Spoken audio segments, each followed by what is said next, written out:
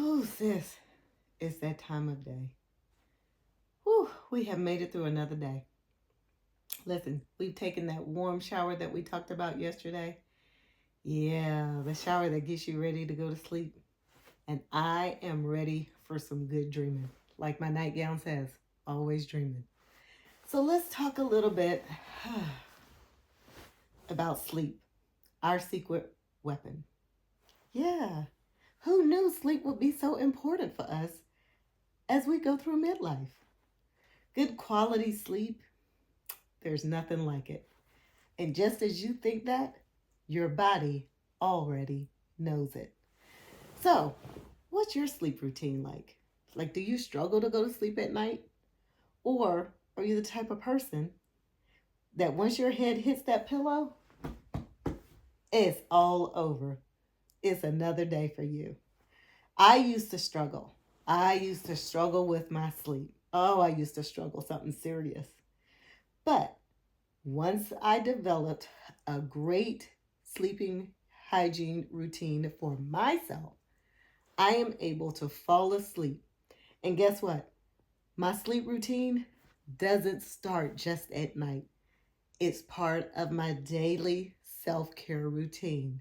So by the time my body gets ready for the shower, like we talked about yesterday, my body knows that when we get in the bed, it is time for some dreaming. That's why the smiley face is on the gown. So, let's talk about 3 reasons why sleep is so important and is our secret weapon as we go through midlife. Here's the first reason why sleep is so important. It helps to balance your hormones. So, as we go through midlife, that's right, sis, as we go through perimenopause and menopause, progesterone, testosterone, and estrogen are fluctuating. And for those of us who are postmenopausal, they're almost non existent for us. Let's just be truthful. Progesterone and estrogen are responsible for our sleep. Okay? So as they begin to wane, as they begin to not be made and produced by our bodies as much as they are, that is what causes us to struggle with sleep. So, we often find very unproductive ways to get the sleep that we are looking for. For some people, it's alcohol. For others, it may be other things that they do to try to go to sleep that are not as productive. Alcohol and caffeine actually keep you awake at night. Remember, alcohol is not your friend as you go through perimenopause and menopause. The very effects that you're looking for alcohol to do, which is to relax you and to mellow you out, is actually wreaking havoc on your system because alcohol is fermented with a lot of sugar. You don't want that sugar in your body. And then, of course, caffeine, a diuretic, actually dehydrates you. And so, as you're going through your day, remember to cut your caffeine off as early as you possibly can because it is a diuretic and it does cause you to be, number one, hyper because it's caffeine, but number two, it's a diuretic and causes you to be dehydrated even more. So, sleeping helps to balance our hormones, but sometimes we're doing the very thing that we're hoping that would cause us to go to sleep is not causing us, it's not allowing our body to rest. And so sleeping, we said, is our secret weapon. We want to make sure that we are getting enough sleep, which helps to balance our hormones. If you're not sleeping enough at night, you want to make sure that you are sharing that with your primary care physician or your OBGYN to let them know that you're not getting the restorative sleep that you're looking for at night, because not sleeping at night actually will cause your hormones to be more out of regulation. Okay, so you want to make sure that you're getting plenty of sleep. Here's the second reason why sleep is your secret weapon. It improves your mental wellness and your mental health as well. Listen, there's nothing like getting a good night's sleep. It helps with clarity and it also helps to boost our moods. Remember how babies are when they don't get enough sleep? I'm still like that. Let's just be honest. When I don't get enough sleep, I don't know how you put sleep and angry together. You know how you put sleep and hungry together and you get hangry? I need a word where you put sleep and angry together. I'm that person. When I am a sleepy, I get a little frustrated. I don't want to talk to anybody. I don't want to do anything. It's so funny because my husband laughs at me when I am sleepy. He says, "You just like a little baby. You get a little frustrated when you're sleepy." I am. Don't try to have any deep conversations with me when I'm sleepy.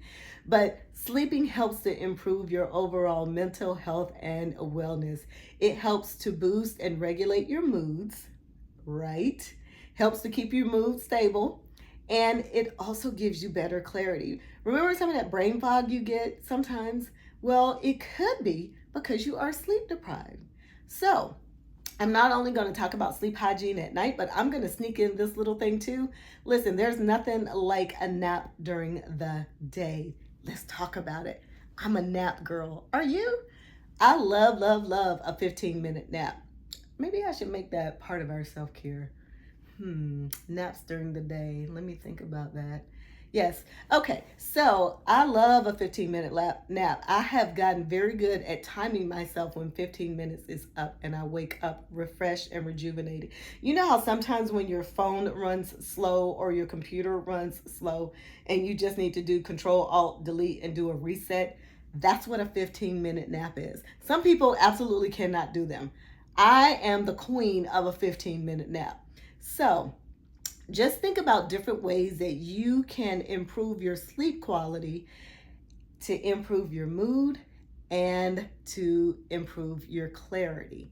Sometimes just a 15-minute nap during the day will help to boost your mood and to help your brain just kind of hit a reset. But at night, it does the same thing. So, sleeping at night, making sure that your room is the way that you need it, nice, dark, and cool, making sure you have the right type of sheets on your bed.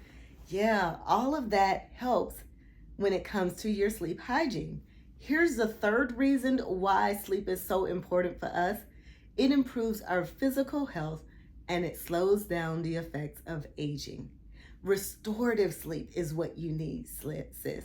You need that type of sleep that puts you in a deep, deep, deep, deep, deep sleep, right? You don't even know you in the world type of sleep. So often as we go through perimenopause and menopause, we're not reaching sleep at that level. And so again, if you don't find yourself feeling refreshed and rejuvenated in the morning, that's a conversation you may need to have with your OBGYN or your primary care physician, because restorative sleep is the sleep that you're looking for. Okay. And so there are times at night, and of course, we can't always get a great night's sleep, but the goal is for us to have better night's sleep than we do not so good night's sleep. And there are times when you just can't help it. Some nights are just going to be better than others. But again, you're going for sleep that is restorative sleep to you, that allows you to get the deep sleep that your body needs.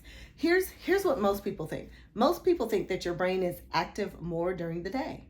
Believe it or not, your brain is actually more active at night when you're sleeping. So everything that you need to do as far as keeping your body alive, your eyes having enough fluid to not dry out, your blood circulating through your body, your heart beating at night, your liver processing your stomach processing the food that you ate during the day, your liver being able to filter out the toxins that have gone through it during the day.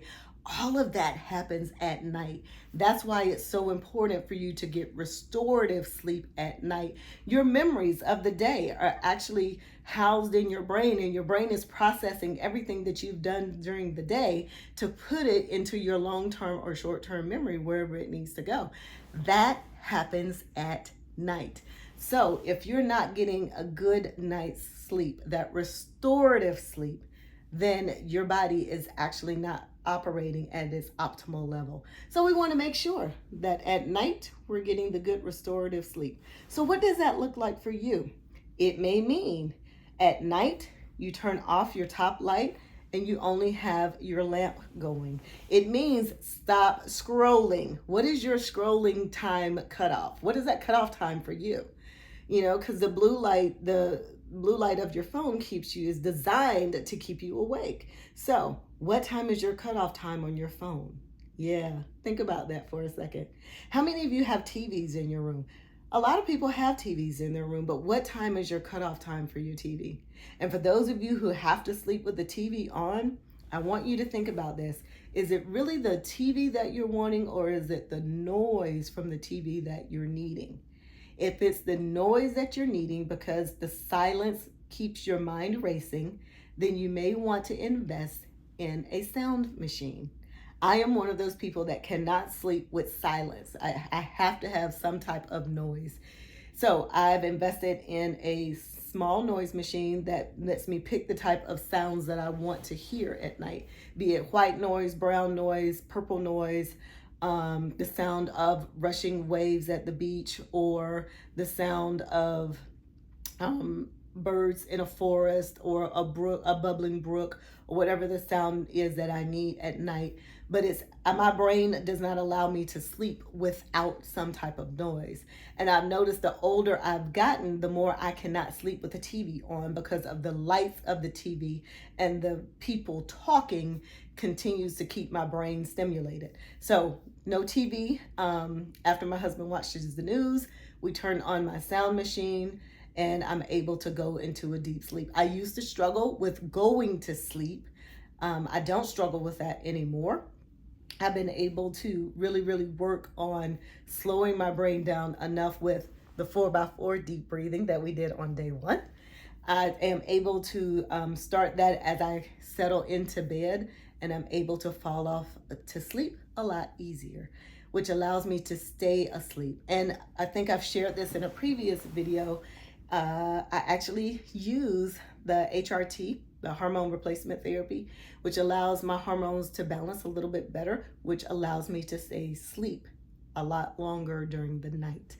So, sis, I hope this helps you. I hope I've explained to you why our sleep hygiene is so important to us as we go through perimenopause and menopause, and why a good sleep routine is so important for us as we take care of ourselves and learn how to better take care of ourselves during our self-care challenge. Listen, I hope this has inspired you to take a look at how you go to sleep at night. What is your night routine, just as you have a day routine? As you get up in the morning and get ready to go to work, you have a routine that you follow to do that. You get up, you stretch, you do your morning stretch, and you take a shower, you brush your teeth, you brush your hair, you do all these things to get yourself ready to go to work in the morning. What is a routine that you do in the evening time, at nighttime, to get your body ready to go to bed? And so I hope this has inspired you to be able to think about what that nightly routine looks like, because it's about sending your body the same signal at night to wind down as you do in the morning time to get ready to go to work.